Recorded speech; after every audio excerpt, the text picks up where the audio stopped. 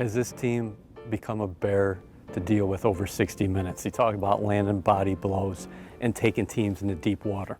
Yeah, we're just scratching the surface, I feel like. I love the effort. We talk about our style of play, the effort, technique, and violence, and you try to make sure that when you're on the field and you're on camera, that's what you're showing every single play.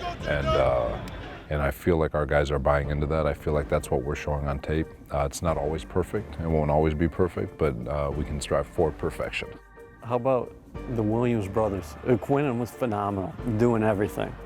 And I think you're expecting that from him every week. But Quincy was out of the lineup for a few weeks. He comes back, he had 14 tackles. Yeah, he's, I mean, the way he hits, it is phenomenal. Like the amount of pop he packs when he hits, and the speed and the length, and he's really getting comfortable. He comes from a really small school. He didn't have the same road to the NFL that Quinnen had, playing big time SEC football at Alabama. He was playing little ball at Murray State. So it's and everything is new to him, and so he's been getting very comfortable, and he's been doing fantastic. He's got elite speed and length, and his power at contact is as good as anyone that I've ever seen, and when he does get those pops, I mean, it just lights up the sideline. Same thing with Quan. He's got the same explosion through contact, and when those two hit, it just electrifies the entire sideline.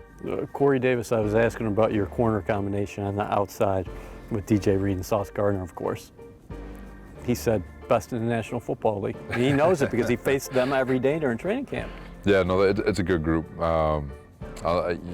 They do as good as they can, let's just put it that way. I never want to try to say they're the best, or just be your best, right? But they're formidable. They're a really good group. They allow us a lot of flexibility schematically, and Albrecht and his staff doing a great job utilizing those two to the best of our ability to kind of really work our zones in other places where we can be more effective. And it's not just one guy. We got two of them, so we can treat them both equally. We don't have to move them. We can keep things looking the same and shift things. So it's pretty cool with what's going on and what we're allowed to do because of those two guys. It is fun to watch those two play because they play with so much strain and effort. I think that's what people don't realize with those two corners. A lot of corners are just out there. They don't want to be touched. They just want to cover. These two young men play with their hair on fire, and with so much personality. It's really fun to watch those guys play. Speaking of Corey Davis, I've often asked you about him over the last couple months, but now he leads the National Football League in terms of yards per reception. 89% of his receptions have either gone for first downs or touchdowns. Yeah, he's our big boy baller, right? He run blocks. He gets all the big boy catches. He pushes the ball downfield. He gets jump ball. I mean, he's been doing everything. And it may not reflect in just the overall production, but the amount of contribution he has to this organization and this team with everything he does and he's asked to do, it goes unnoticed because, we're in such a fantasy world. Everything looks to stats, and you're either producing from a stat standpoint or you're not producing at all. But what he does, he's one of our selfless warriors. He does everything. He's selfless.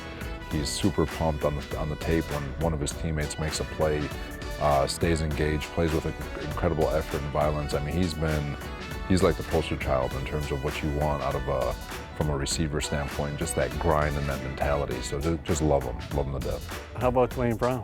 You've been familiar with him. You go a long way back. He could have shut it down, and he said, no, I want to be part of this team. And he's come back and he's playing pretty well. Yeah, same thing. Another selfless warrior, right? He's he could take the money and ride off into the sunset, and no one would have said boo and questioned anything. And I think it's a testament to him and his absolute love for ball, and awesome from Joe D to go get him and identify somebody who loves ball, to bring him into this building and to add to a locker room so they can, for such a young group to see a 37-year-old who's accomplished everything, who doesn't need to play, has all the money in the world. So it's not like he's scrapping for pennies, and he's playing at a high level, and he's out there pulling out in space and running with Braxton the other day, and it's like I mean, this dude's awesome, and he's working his tail off, and he's in the gym. Just every time I go in there, I feel like he's in there, and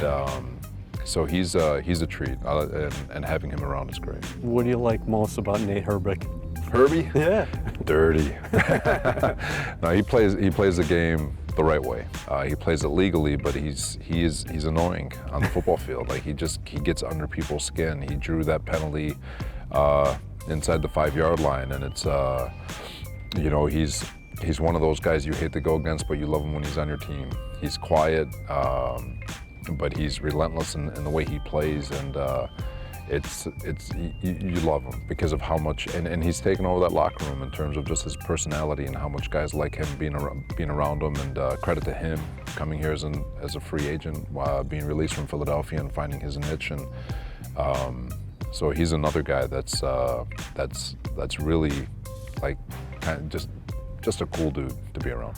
What's your reaction when you see Breece Hall make a cut? He's on his way to the end zone.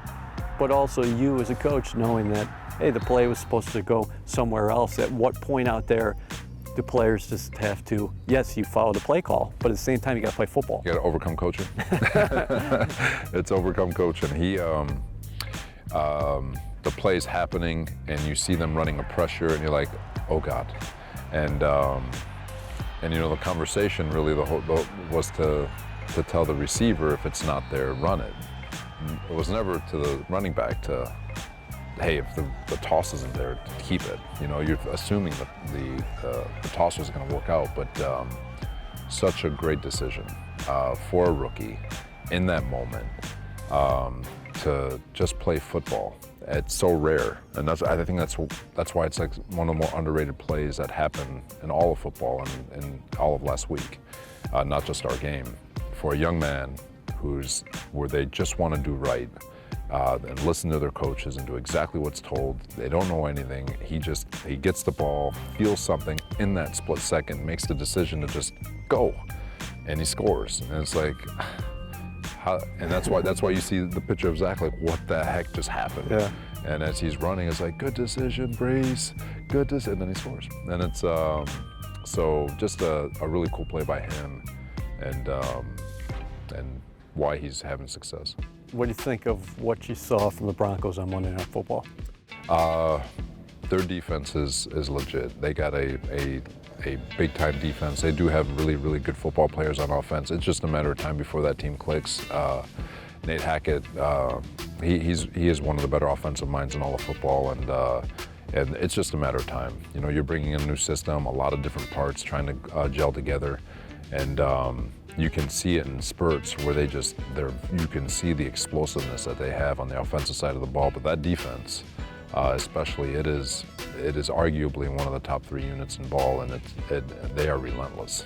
So it's going to be a great challenge. Does it help you as far as defensively, schematically, from what you saw from the Packers last week? Is it similar, even though they're installing this the first time in Denver? Yeah, it's similar, but Denver, so this whole Denver, Green Bay, the Rams, the Chargers, it's all part of the Vic Fangio tree. So that defense is the same defense that we saw last year that put a whooping on us.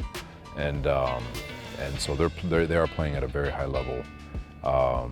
You know, it's they're operating at a very, very high level, because this is it's got to be year 4 for them now, 3 with Vic being installed, and now this year. So they're hitting on all cylinders. Their front, while their front doesn't have any big names, they get after it.